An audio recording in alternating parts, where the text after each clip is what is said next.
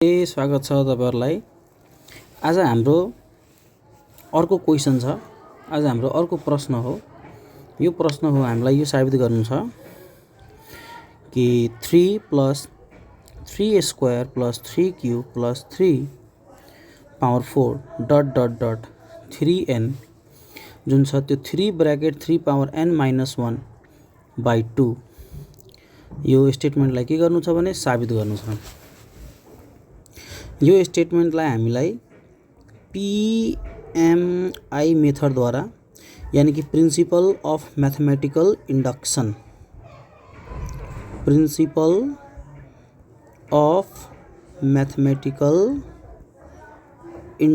द्वारा के गर्नु छ भने यसलाई साबित गर्नु छ। र हामीलाई थाहा छ प्रिन्सिपल अफ मैथमेटिकल इंडक्शनलाई इंडक्शनमा साबित गर्नको लागि सबभन्दा पहिला हामीलाई के गर्नुपर्छ, बेस स्टेप भेरिफाई गर्नुपर्छ। दोस्रो इंडक्टिव स्टेप भेरिफाई गर्नुपर्छ। बेस स्टेपमा सबभन्दा पहिला हामीलाई p अफ 1 लाई भेरिफाई गर्नुपर्छ। त्यसपछि हाम्रो इंडक्टिव स्टेपमा हामीलाई सबभन्दा पहिला p अफ k लाई ट्रू मान्नुपर्छ, यसलाई ट्रू मान्नुपर्छ। र त्यसपछि हामीलाई p अफ k + 1 लाई के गर्नुपर्छ, ट्रू साबित गर्नुपर्छ है। यो हामीलाई लेट गर्नुपर्छ र यो हामीलाई के गर्नुपर्छ भने प्रुफ गर्नुपर्छ। सरी, यसलाई हामीले प्रुफ गर्नुपर्छ। यदि यति गर्दिन्छौं त यो स्टेटमेन्ट हाम्रो के हुन्छ, ट्रू साबित भइहाल्छ है। So without losing time let's do it. र सबभन्दा पहिला हामी यहाँ लेख्छौं सल्युसन। त्यसपछि हामी यो स्टेटमेन्टलाई लेट गर्दिन्छौं, लेट Pn भनेको 3 + 3 square + 3 cube plus dot dot dot dot so on up to n is equals to 3 bracket 3 power n - 1/2। यहाँ लेख्छौं हामी we have to prove that Pn is true for positive integer n। अब हामीले सबभन्दा पहिला कुन step गर्ने हो भने बेस स्टेप। ल सो बेस स्टेप यानी कि स्टेप 1। अब हामीले सबभन्दा पहिला यहाँ साबित गर्नु छ कि हाम्रो p अफ 1, म यहाँ फेरि पनि लेख्दिन्छु। हामीलाई के साबित गर्नु छ कि p अफ 1 के हो भने ट्रू। यसको लागि अब हामीले यहाँ लेख्छौं to so that p of 1 is true. त यहाँ हामी लेखे कि to so that p of 1 is true है। हामीले यहाँ अब के गर्नु छ भने put n is equals to 1। यो n इज इक्वल्स टू 1 कहाँ पुट गर्ने भन्दाखेरि यसलाई हामी मानिदियौं है, यसलाई मानिदियौं स्टेटमेन्ट 1।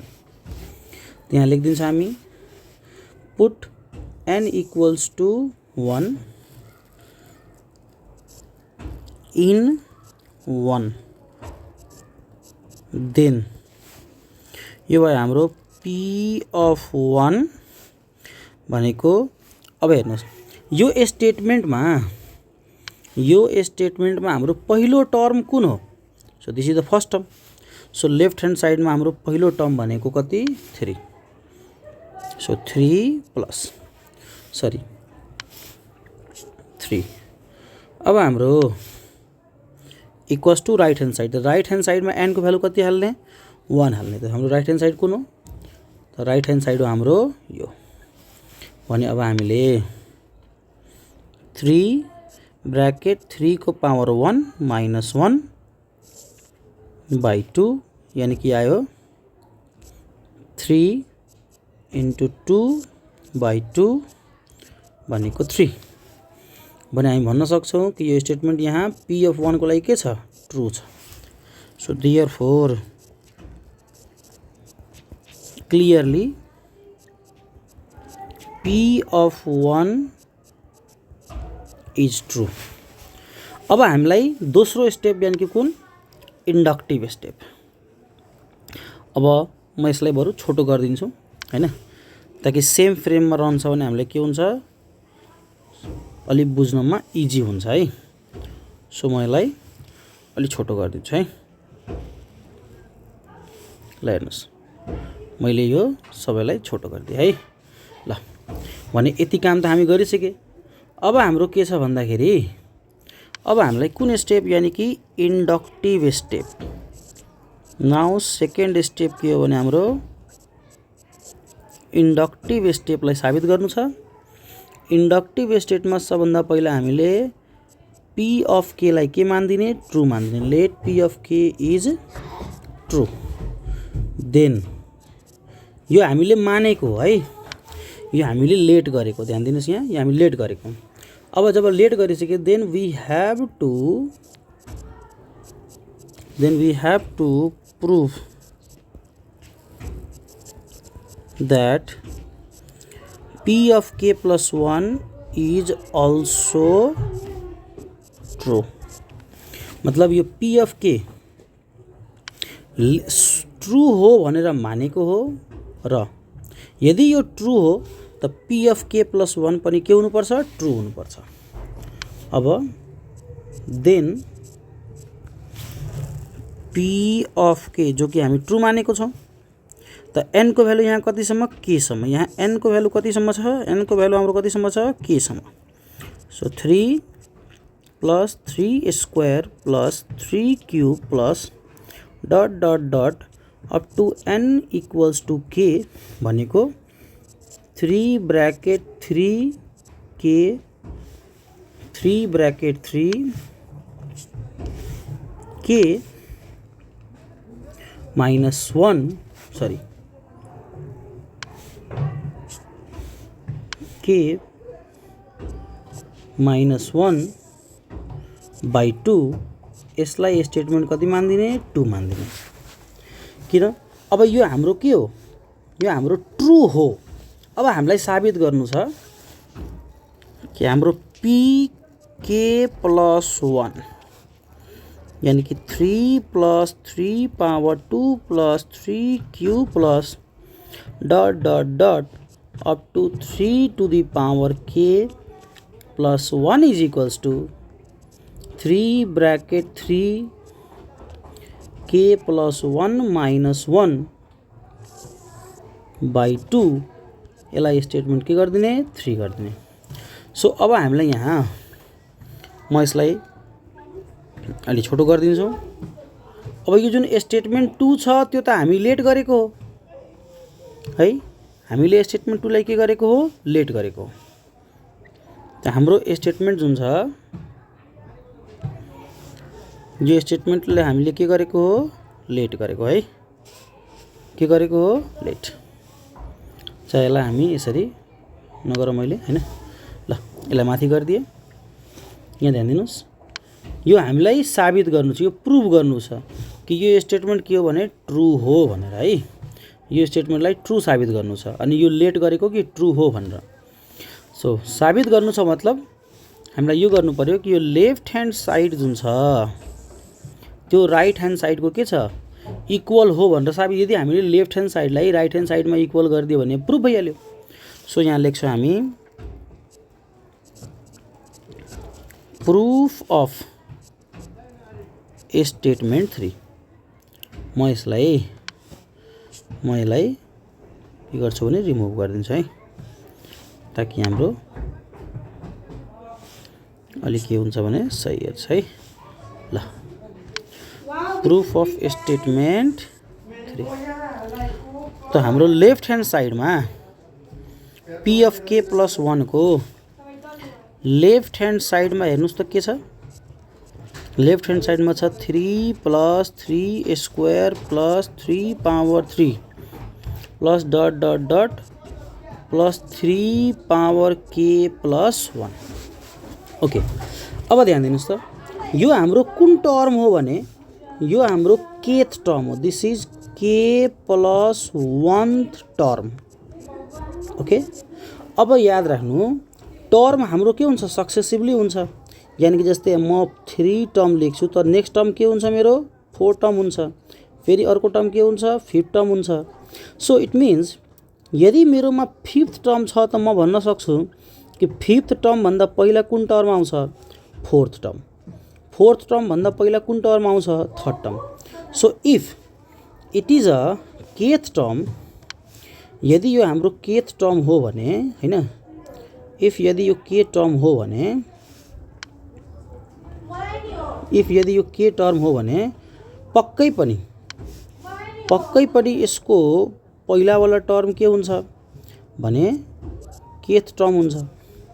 यदि यो हाम्रो के प्लस 1 टर्म हो भने यसको पहिला के हुन्छ, केथ टर्म। सो हामीले यो स्टेटमेन्टलाई यसरी लेख्न सक्छौँ, हेर्नुहोस् त, 3 + 3 square plus 3 cube plus dot dot dot plus 3 to the power k plus 3 to the power k plus 1। मजाले लेख्न पाइयो, किनभने योभन्दा पहिला कुन टर्म छ त, यो टर्म छ। अब हेर्नुहोस् त, फ्रम स्टेटमेन्ट टू, ध्यान दिनुहोस् त, यसको भ्यालु कति छ, यहाँ हेर्नुहोस्, स्टेटमेन्ट 2 मा यसको भ्यालु कति छ भने यति छ, 3 ब्र्याकेट के माइनस 1/2। सो हामीले यहाँ सब्स्टिट्युट गर्छौँ। अब यसको भ्यालुलाई हामी के गर्छौँ, सब्स्टिट्युट गर्छौँ फ्रम स्टेटमेन्ट 2।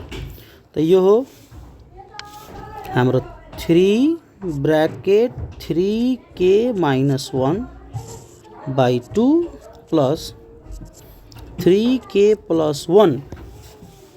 यहाँ लेखिदिन्छ हामी के, यहाँ लेखिदिन्छ हामी बिकज फ्रम स्टेटमेन्ट 2। अब हाम्रो हेर्नुहोस् त, अब हामी यसलाई के गर्छौँ, सिम्प्लिफाई गर्छौँ।